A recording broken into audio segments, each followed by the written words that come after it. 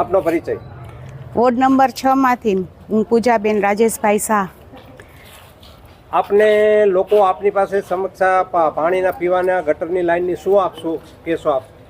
અત્યાર સુધી તો સારી સુવિધા છે અને હજી વધુ સારી સુવિધા થાય એવું સારું કાર્ય કરશું અમે। અને લોકો આપને મત દેશે તો શું આપની આશા છે લોકોને?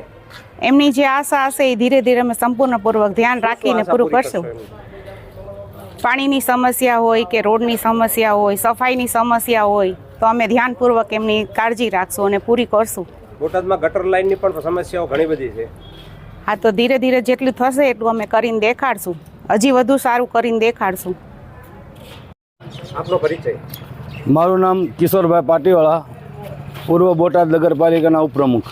તમને શું લાગે છે આ વિસ્તારની અંદર વોર્ડ નંબર 6ની અંદર કાયમ માટે ભાજપ જ આવે છે અને ભાજપ જ જીતવાનું છે અહીંયા અને સારી લીડથી જીતવાનું છે।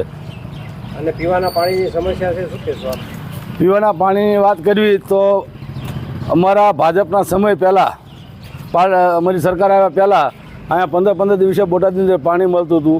જ્યારથી ભાજપની સરકાર આવી ત્યારથી છેલ્લા 8 દિવસે પછી અત્યારે હાલની અંદર 3 દિવસે અમે બોટાદ શહેરને પાણી પૂરું પાડવી છીએ અને આવતા દિવસોની અંદર હજી રોજે એક દિવસ પાણી મળે એવો અમારો પ્રયાસ છે। તમને મત આપશે, શું કહેશો આપ?